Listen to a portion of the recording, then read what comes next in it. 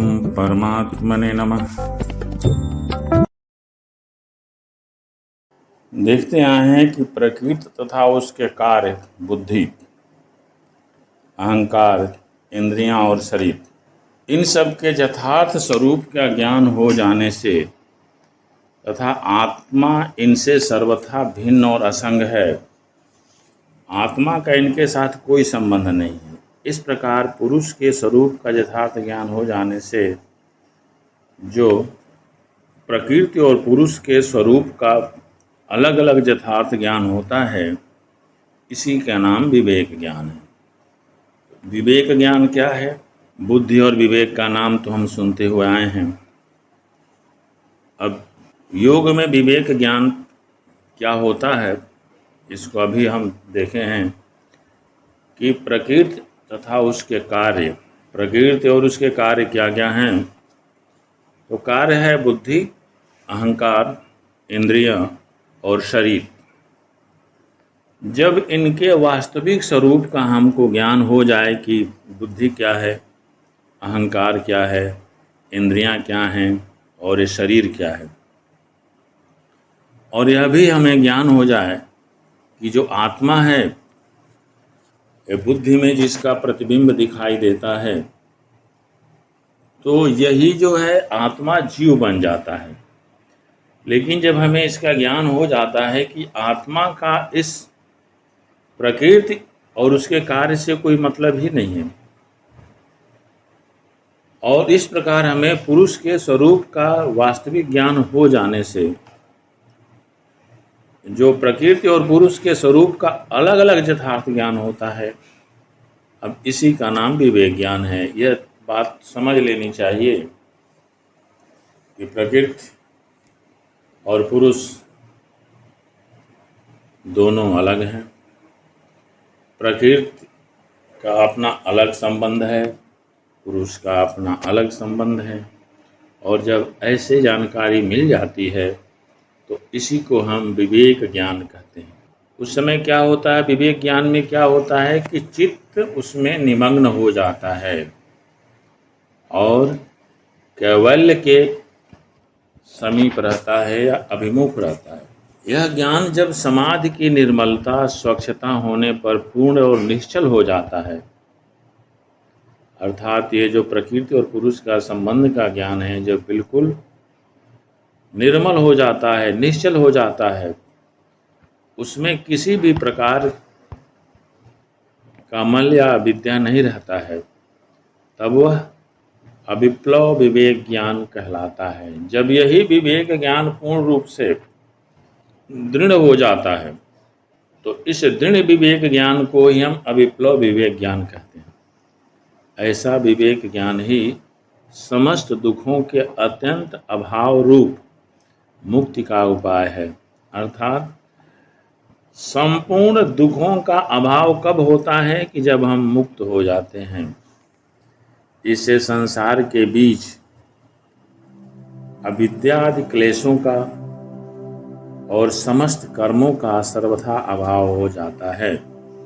इस संसार का बीज क्या है? अविद्या है, और जो कर्म होते हैं जो इस बीज को जन्म देते हैं उसका पूर्णतः अभाव हो जाता है। उसके बाद चित्त अपने आश्रय रूप महतत्व आदि के सहित अपने कारण में विलीन हो जाता है। चित्त का आश्रय है महतत्व होता है और यह अपने कारण में विलीन हो जाता है, तथा प्रकृति का जो स्वाभाविक परिणाम क्रम है वह उसके लिए बंद हो जाता है, अर्थात प्रकृति अपना परिणाम देना बंद कर देती है। जब निर्मल और अचल विवेक ख्याति के द्वारा योगी के चित्त का आवरण और मल सर्वथा नष्ट हो जाता है, उस समय उस चित्त में दूसरे सांसारिक ज्ञान का उदय नहीं होता है। अर्थात जब चित्त लय हो जाता है तो फिर उसमें सांसारिक ज्ञान का उदय नहीं होता है। अतः 7 प्रकार की उत्कर्ष अवस्था वाली बुद्धि प्रज्ञा बुद्धि को कहते हैं। कितनी होती हैं? 7। यही योग की 7 अवस्थाएं हैं। और यही योग की 7 अवस्थाएं ये बुद्ध के उत्कर्ष की अवस्था है। उनमें पहली 4 प्रकार की तो कार्य विमुक्त की द्योतक हैं। इस कारण उन्हें हम कार्य विमुक्त प्रज्ञा कहलाते हैं। और अंत की 3 चित्त विमुक्ति की द्योतक हैं। इस कारण उनका नाम चित्त विमुक्ति प्रज्ञा है। तो 2 तरह की प्रज्ञा हैं, ज्ञान हैं। 7 प्रकार की उत्कर्ष अवस्था वाली बुद्धि में पहले 4 जो हैं वह कार्य विमुक्त की द्योतक हैं और बाद की जो 3 हैं चित्त विमुक्त की द्योतक हैं। कार्य विमुक्त यानी कर्तव्य शून्य अवस्था के 4 भेद इस प्रकार हैं। कार्य विमुक्त मतलब कर्तव्य शून्य। पहला है ज्ञेय शून्य अवस्था। तो यह क्या होता है? तो जो कुछ जानना था जान लिया, अब कुछ भी जानना शेष नहीं रहा।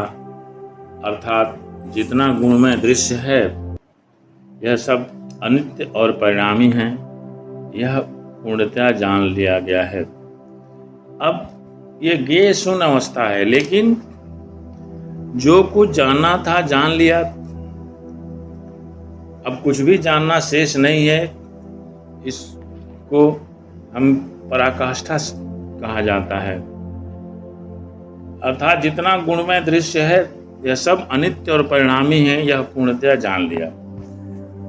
जान लिए के बाद यह जब समझ में होना चाहिए कि सब के सब अनित्य और परिणामी हैं, इस अवस्था को हम ज्ञेय शून्य अवस्था कहते हैं,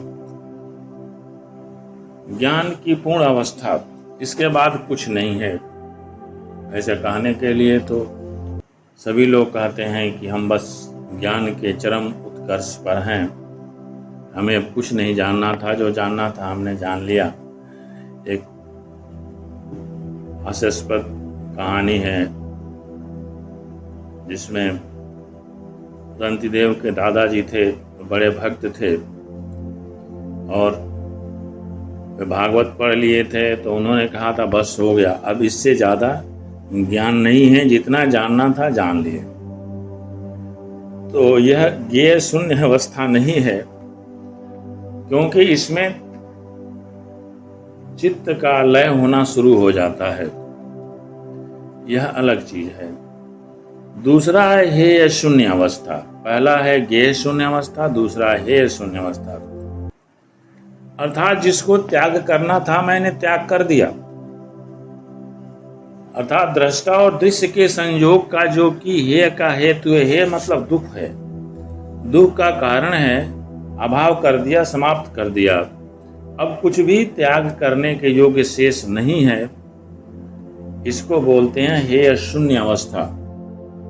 अर्थात जो दुख का कारण है दृष्टा और दृश्य के संयोग, उसको हमने त्याग दिया, अब कुछ भी त्यागने के लिए शेष नहीं बचा है, इसको हेय शून्य अवस्था बोलते हैं। ये शून्य अवस्था जो जानना था जान लिया, आगे कुछ भी नहीं जानना। हेय शून्य अवस्था जिसको त्यागना था त्याग दिया, अब इसके आगे त्यागने का कोई स्थान नहीं है, कुछ ऐसी वस्तु नहीं है जिसका त्याग किया जाए।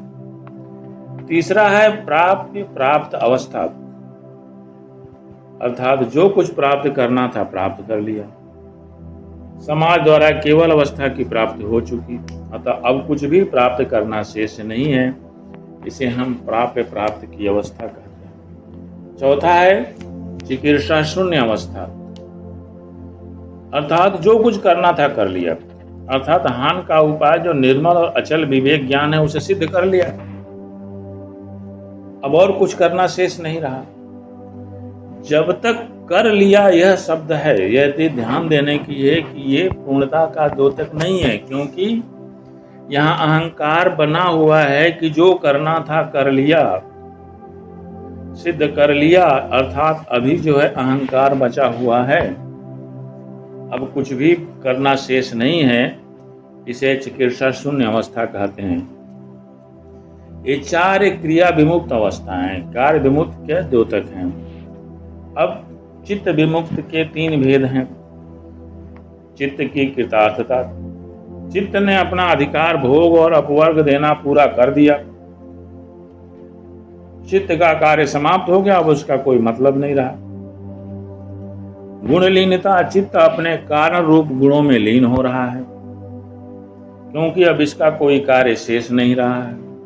और आत्म स्थिति, पुरुष सर्वथा गुणों से अतीत होकर अपने स्वरूप में अचल भाव से स्थित हो गया। ये 7 प्रकार की प्रांतर भूमि प्रज्ञा को अनुभव कराने वाला योगी कुशल कहलाता है या जीवन मुक्त कहलाता है। और चित्त जब अपने कारण में लीन हो जाता है तब भी कुशल विदेह मुक्त कहलाता है।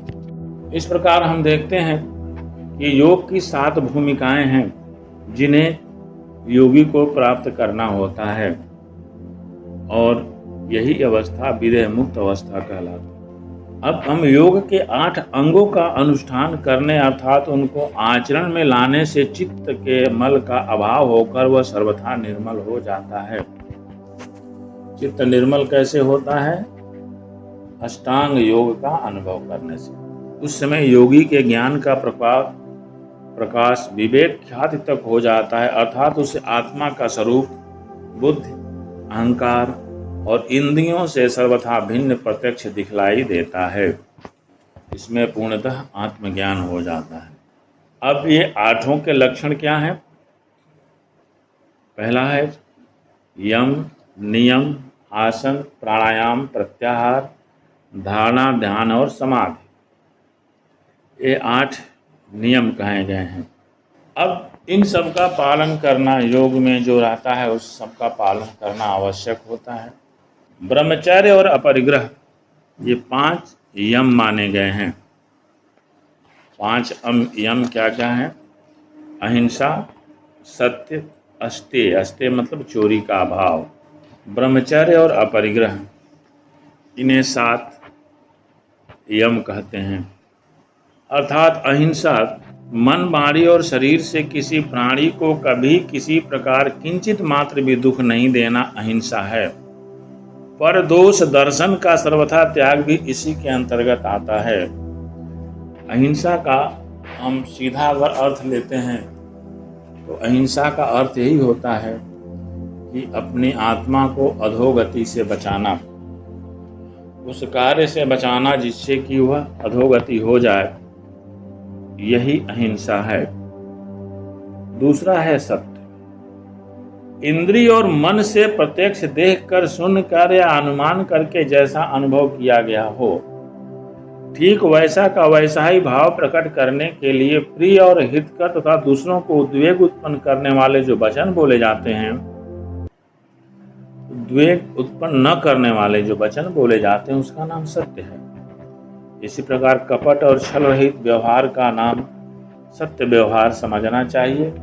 वैसे सत्य तो हमारी आत्मा है, आत्मा का प्रत्यक्ष अनुभव ही सत्य है। दूसरा है अस्तेय। दूसरों के स्वत्व का अपहरण करना ही अस्तेय है। छल से या अन्य किसी उपाय से अन्यायपूर्वक या अपनी शक्ति दिखाकर किसी दूसरे की संपत्ति को ले लेना ही अस्तेय चोरी है। इसमें सरकार की टैक्स की चोरी और घूसखोरी भी सम्मिलित है। इस सब प्रकार की चोरियों के अभाव का नाम अस्तेय है। अस्तेय का मतलब सिर्फ इतना ही नहीं समझना चाहिए हमने किसी का कोई वस्तु चुराया है। अस्तेय का मतलब वही है कि हमारे रहन सहन में जिसका जो अधिकार है उसमें चोरी करना, वह भी एक अस्तेय के अंतर आता है, चोरी है। जैसे यहाँ टैक्स की बात, लोग सरकारी टैक्स को चुराते हैं और मंदिर में जा करके दान कर देते हैं, तो यह चोरी है। यह इसे अस्तेय के अंतर्गत ही रहता है। दूसरा है ब्रह्मचर्य। मन, वाणी और शरीर से होने वाले सब प्रकार के मैथुनों का सब अवस्था में सदा त्याग करके सब प्रकार से वीर्य की रक्षा करना ब्रह्मचर्य है। कर्मणा मनसा वाचा सर्वास्थासु सर्वदा सर्वत्र मैथुन त्यागी ब्रह्मचर्य प्रयक्षते। ये गरुड़ पुराण का है। इसमें कहा गया है कि मन, वाणी और शरीर से होने वाले सब प्रकार के मैथुनों का सब, मतलब मैथुनों का अर्थ यहाँ स्त्री प्रसंग नहीं है। मैथुनों का अर्थ यहाँ उनका मिश्रण है, उनका मिलना होता है। और मन, वाणी और शरीर से भी कोई ऐसा कर्म न करें जिससे कि हमें अपने आत्मपद से दूर चले जाएं। हमेशा हमें ब्रह्मचर्य का अर्थ यही समझना चाहिए कि जो ईश्वर में लीन है वही ब्रह्मचारी है। जो ईश्वर में लीन नहीं है तो सांसारिक रूप से इंद्रिय संयम, बलात् इंद्रिय संयम नहीं हो सकता है। लेकिन जब वही ईश्वर की कृपा हो जाती है तो इंद्रिय संयम अपने आप हो जाती है। बलात् इंद्रिय संयम ये ब्रह्मचर्य नहीं होता है। साधना करते करते जब हमारे मन से भी उनकी भावनाएं मिट जाती हैं, ये ब्रह्मचर्य होता है। इसके लिए साधना आवश्यक होता है और साधना करने वाले को ऐसे पदार्थों का सेवन नहीं करना चाहिए जिससे काम उत्पन्न होता है। दृश्य नहीं देखना चाहिए और ऐसे कामोद्दीपक शब्दों को नहीं बोलना चाहिए। ये ब्रह्मचर्य होगा। दूसरा है, तो पांचवा है अपरिग्रह। अपने स्वार्थ के लिए ममता पूर्वक धन संपत्ति और भोग सामग्री का संचय करना ही परिग्रह है और इसके अभाव को हम अपरिग्रह कहते हैं। अतः हमें अपरिग्रह का आचरण करना चाहिए। जब अहिंसा आदि का अनुष्ठान जब सार्वभौम अर्थात सबके साथ सब जगह और सब समय समान भाव से किया जाता है तब यही महाव्रत हो जाते हैं। अर्थात जब हमारे स्वभाव में ढल जाता है तब यही महाव्रत होता है। जैसे कोई नियम बना लिया है कि हम कोई मछली के सिवा अन्य जीवों की हिंसा नहीं करूँगा तो यह जाति अवच्छिन्न अहिंसा है। इसी तरह कोई नियम ले कि मैं तीर्थों में हिंसा नहीं करूँगा तो यह भी एक तरह से अहिंसा है। कोई यह नियम करे कि मैं एकादशी, अमावस्या और पूर्णिमा को हिंसा नहीं करूँगा तो भी एक जो है कालावच्छिन्न अहिंसा है। कोई नियम करे कि मैं विवाह के अवसर के सिवा अन्य किसी निमित्त से हिंसा नहीं करूँगा तो यह समयावच्छिन्न अहिंसा है। इस प्रकार सत्य, अस्तेय, ब्रह्मचर्य और अपरिग्रह के भी भेद अलग अलग होते हैं। ऐसे यम व्रत तो हैं परंतु सार्वभौम न होने के कारण महाव्रत नहीं है। इस प्रकार प्रतिबंध न लगाकर जब सभी प्राणियों के साथ सब देशों में सर्वदा इनका पालन किया जाए, किसी भी निमित्त से इनमें शिथिलता आने का अवकाश न दिया जाए, तब ये सार्वभौम होने पर महाव्रत कहलाते हैं। अर्थात जब ये पांचों जो यम है यह पूरी तरह से स्वभाव में ढल जाते हैं तो इसी को हम महाव्रत कहते हैं और इस महाव्रत का हमको हमेशा पालन करते रहना चाहिए। शेष आगे। जय माता।